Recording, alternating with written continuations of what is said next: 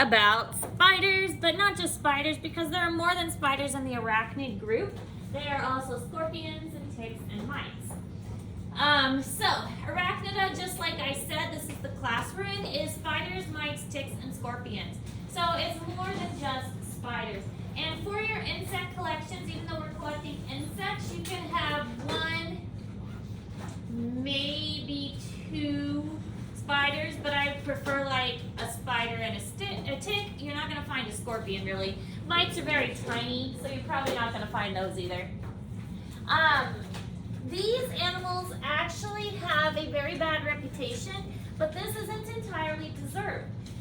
The spiders, a lot of people think they're super dangerous. Well, there are two that are a little more dangerous that live in Missouri, but even those aren't terribly bad. In this group, they generally have 2 body segments and 4 pairs of legs. So 8 legs total, 4 pairs. And only 2 body segments. We will see that this is different from the insects. Insects have 3 body segments and 6 legs. All of them are carnivores, so they're all going to eat other things. They also have other things that help them to survive: venom in spiders and scorpions, silk for the spiders to help them build those webs, chewing mouth parts, which are in the ticks and the mites. Some of them have setae, which are hair-like structures, and also some of them will have chelicera, which are modified mouth parts. So the chelicera kind of help them hold their food. When I feed my spiders, they eat crickets, and they will hold the crickets as they're eating them. And that's what the chelicera is helping them do. The setae are the hairs on their bodies that help them to protect themselves, and also kind of a sensory organ, so it helps them to detect things around them as well.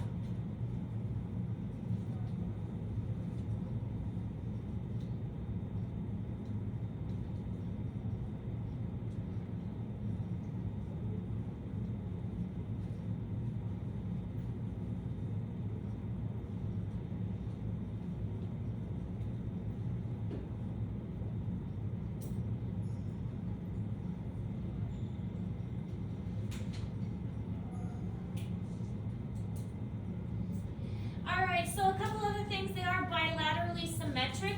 They have open circulatory systems. Remember, that was where they have a heart that pumps the blood, and then the blood sloshes around inside their body cavity. And then they're also dioecious. We haven't mentioned dioecious before, so that word probably sounds a little funny, but dioecious means that the males and the females look different from each other. There are some organisms where the males and the females look exactly the same. Some of them even have male and female reproductive organs.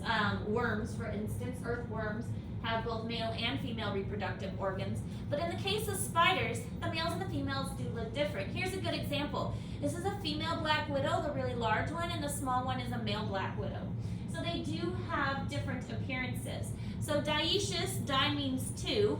So this is referring to two different traits for two different sexes. All right, this slide is in Google Classroom for you because I felt like it was a lot to write down, but it is really important. And this is all on scorpions, so the order Scorpionidae. And this is a secretive and nocturnal group. So they prefer to hide. They don't really like to come out in the open except at nighttime. And they're mostly in warm areas. So we're probably not going to have them around here. There's too much moisture. Where I lived in Kansas, we would sometimes get the scorpions. They have pedipalps, which are like pinchers that they hold onto their prey on the front. And of course, they're most known for their stinger, which is at the end of their tail. There's a bulb at the end of their tail that contains the venom to the stingers. Most of them are pretty harmless and feel like a wasp or a bee sting, but there are some that can be quite dangerous. What's interesting about them is they do have fluorescent coloring in their exoskeleton that shows up under black light. And we're going to read an article about that after our notes today that helps us understand the purpose of this fluorescent coloring. And actually what we understand is that scientists aren't really sure why they have this fluorescence. Is it used for mating? Is it used to help them find food or hide from prey or whatever? Scientists aren't entirely sure. And you really don't have to write all this down because, like I said, this is in Google Classroom for you, so you already have this in your notes. I see a lot of people writing, so I'll stay here for a little bit.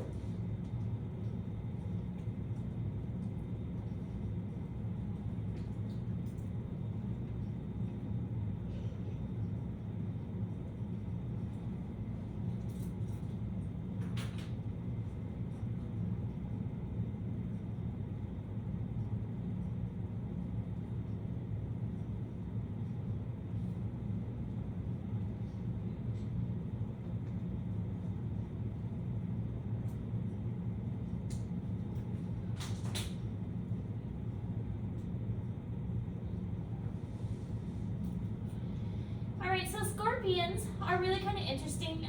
They will perform a courtship dance before they mate. Many animals will have elaborate routines or dances or procedures that they go through in order to entice a mate. And so scorpions, the males will actually do a dance. The young can remain for up to a month on the mother's back. So here's a picture of a female who has given birth, and those are her baby scorpions on her back. And there are some deadly ones. The most deadly include the Indian red, and that one is in red because it is the most deadly. But there's also one called the death stalker, Brazilian yellow, Arabian fat-tailed, and Arizona bark. So there are some that are quite dangerous. The emperor scorpion is probably the most commonly known one. It's a large black one, but those aren't super aggressive, and their venom isn't really toxic. I mean, it's still gonna hurt if you get stung by it, but. So do they just like change color when they get older, or is this something they eat? So when insects are small, their exoskeleton hasn't hardened yet, and so they have kind of this different, wider color. As their exoskeleton hardens more, then they will change color. And also as they molt, their color changes. So even with my spiders, they may have one color as a young spider, but as they molt, their color changes with each molt. There is one, Phobia, the one with the pretty web. It looked really different when it was young. It had like stripes on its legs and kind of an orangish color, and now it's like a greenish blue color. So.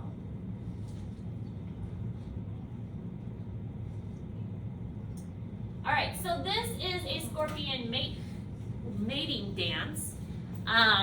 So you can see how that courtship ritual goes. Let me make sure we've got sound.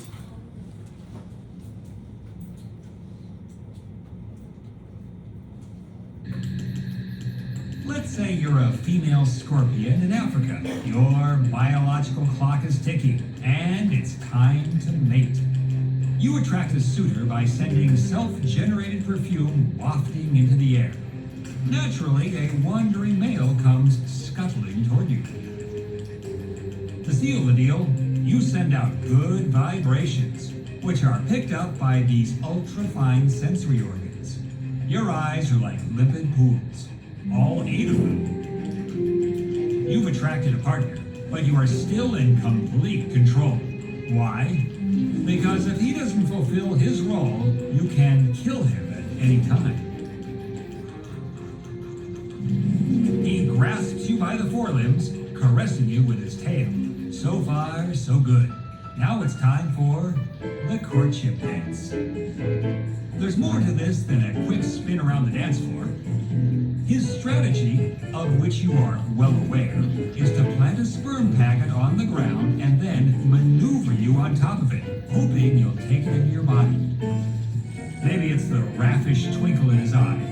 Maybe it's the way he shakes his scorpion booty, but you take in the sperm, leaving the empty packet behind. And with that, he's out of there. No laundry, no pals over to watch football on the big screen TV, no sharing in the bathroom. He can't hang around, or you may very well eat him. And you live out the gestation period alone. I hope you like being with child. Oh, okay, we'll stop there. But the idea is that many animals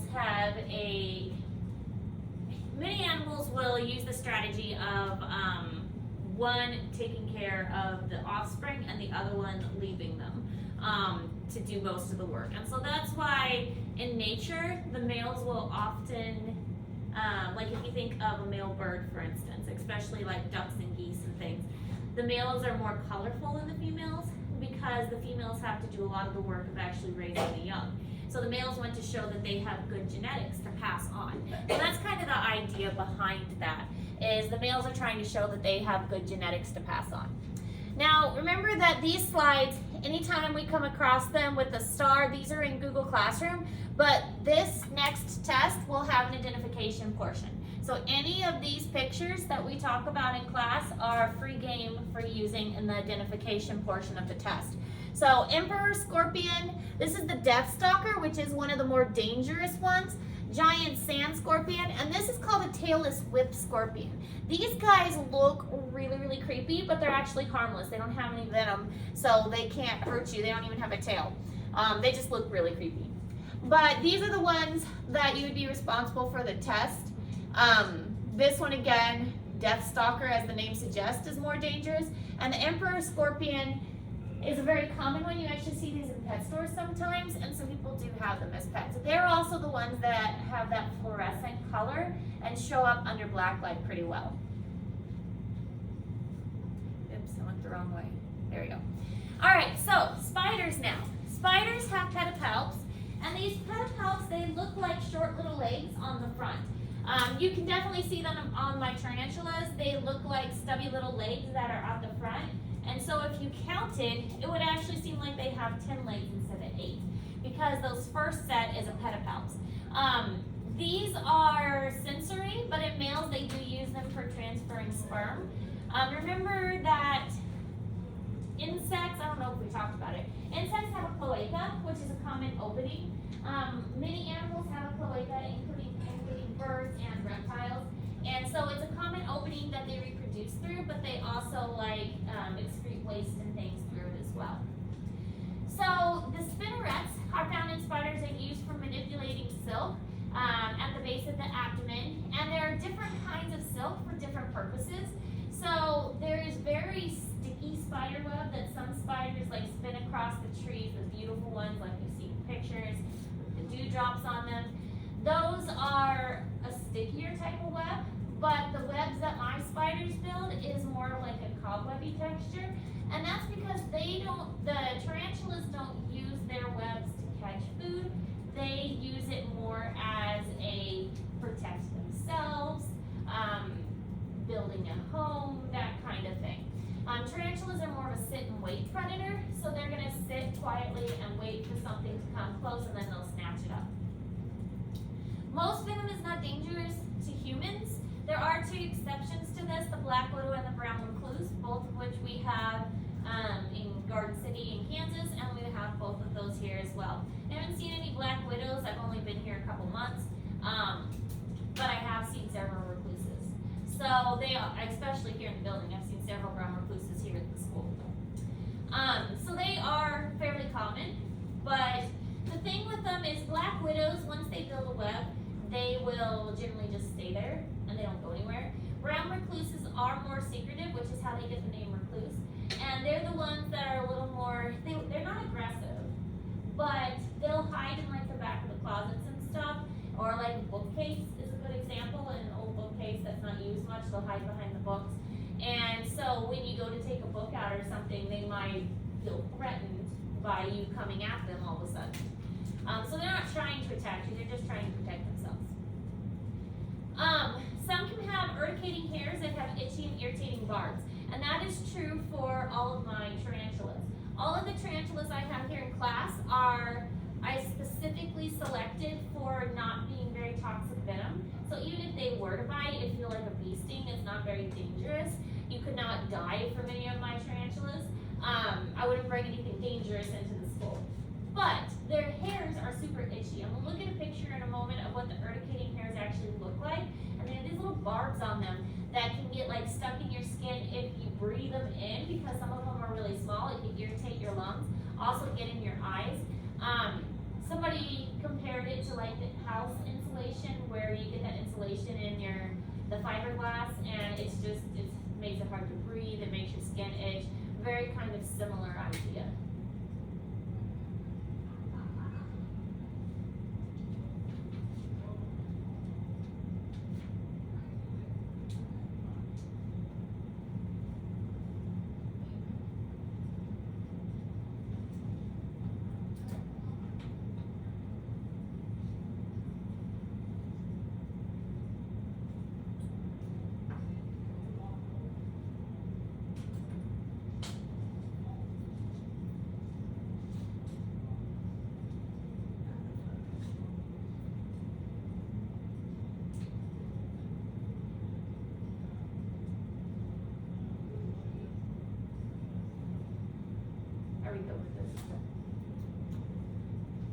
Alright, so here's what the urticating hairs look like. They almost look like little feathers, but those are barbs that will get stuck in your skin. You can imagine if those got in your eyes, it would be really, really irritating. If you were to breathe some of those in, it would also irritate your lungs and the lining of your trachea. So that's one of the main reasons I don't handle my spiders. A lot of people ask if I hold them. Well, yes, sometimes, but not very frequently. Also because they're very fragile and they can break easily. But Fluffy, the bird-eating tarantula, it has one of the worst urticating hairs. So there have been times when I have changed his cage and he's gotten a little mad, so he'll flick his hairs on me. And I can just kind of feel like my nose start to get a little itchy and stuff. This is a picture of a red-knee tarantula, and here at the back shows that it's bald because this one has flicked a lot of his hair off for whatever reasons. Sometimes they just do it without meaning to, sometimes they just kind of come off, but they can get those hairs back when they molt again, and once they molt, they'll have new hairs underneath. But they can't regrow them until they molt, so he has to molt to get it back. Alright, now you don't have to write all this down. This one is also in Google Classroom. Their eggs can contain thousands of spiderlings. Again, I've been asked, why don't I breed my spiders? Well, because I don't know what I with 2,000 baby tarantulas. It's a lot of baby tarantulas. So I don't breed the spiders for that reason. And the strategy is that there are thousands of young, so hopefully a few live to adulthood. Different animals have different strategies for surviving. One of them is let's have lots of babies because not all of them are going to make it. And even though we have 2,000 babies, we don't expect all 2,000 of them to survive. If 10 to 20 of them live, then we're probably good. Other animals have a different strategy where they have 1 or 2 offspring and they invest a lot of care into that offspring. So that's the strategy that humans use. We only have 1, 2 babies at a time, and then we put a lot of care into raising those babies and taking care of them and protecting them. So that's our strategy. Also, the daddy longlegs are not a spider. They're called harvestmen, and they're in a different order called opilios. So it is a misconception that daddy longlegs are spiders. They are actually not. They're in harvestmen. They are completely harmless. And I know there's a rumor that, daddy longlegs are the most venomous spider, but their fangs are too small. That's not true. They're not even spiders. So they're completely harmless, and they're called harvestmen.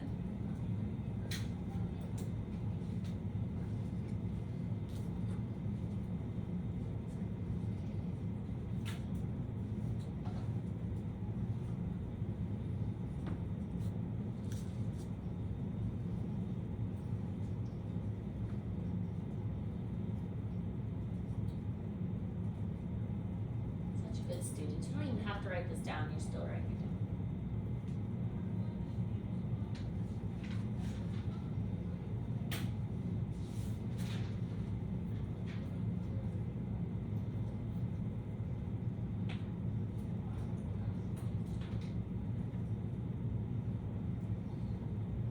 Alright, so these are the spiders that you're responsible for knowing for the test. Black widow, of course, and the brown recluse. The brown recluse, this one is often confused with a wolf spider. So wolf spiders, harmless. They're not going to hurt you. Wolf spiders are actually great to have around because they eat lots of insects. And so a lot of times wolf spiders get squished because they think they are a brown recluse. So the way you can tell a brown recluse is that it has on its back here, on the first part of the cephalothorax, it's got kind of a violin shape. So it looks kind of like this. So that's what you're looking for, is this kind of violin shape. And you can see it kind of right here. And that will indicate that it's a brown recluse. Here, this one has stripes. Stripes, not a brown recluse. Harmless wolf spider. So that's how you can tell what's a brown recluse and what isn't. And after a while, you just kind of get used to recognizing them.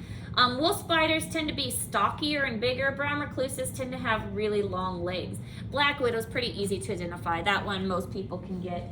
Beautiful kind of spider, nice glossy black color. Sydney funnel-web spider in Australia.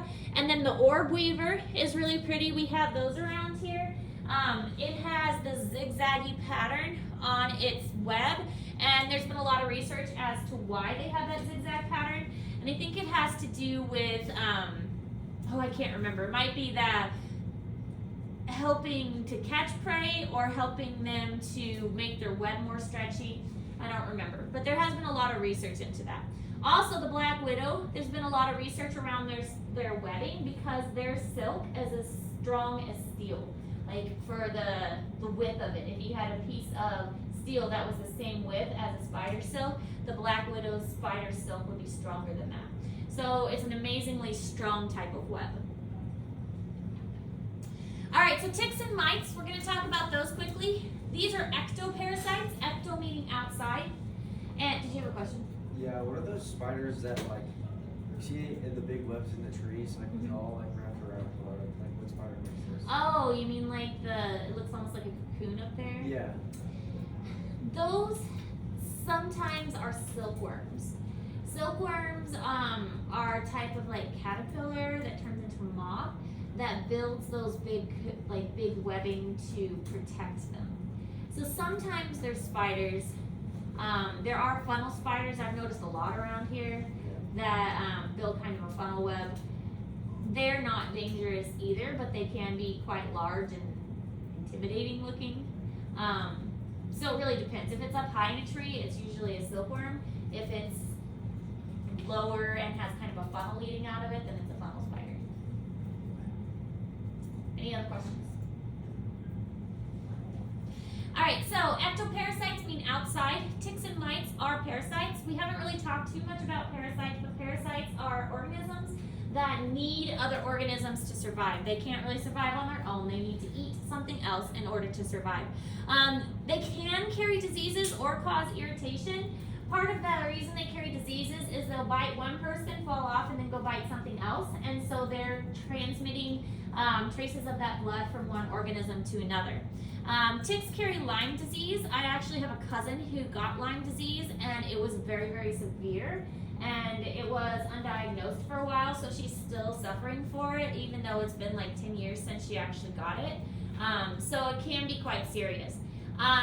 Scabies is a type of mite that actually gets under the skin. It's really gross because your outer layer of skin is actually dead cells, and so scabies can get under that dead cell layer and burrow into your skin. This is something that you might see in prisons where they don't clean the mattresses and stuff very often. Also military have a problem with scabies too. And then chiggers, we're all familiar with chiggers. Chiggers are fun little mites that kind of burrow into your skin and cause a lot of irritation. Their mouth parts are made for sucking and biting. It kind of goes without saying because that's what they do.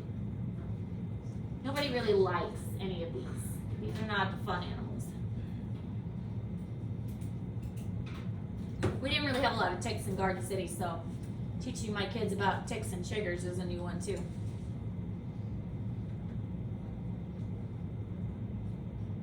Alright, so here are examples of different types of ticks and mites. Here's a scabies. This is actually dead skin. So you can see it has tunneled into the dead skin, which kind of gives you the creeps. But it is really itchy and sore. So if you get scabies, these little mites get into the skin. They can be treated with an ointment that clears it up.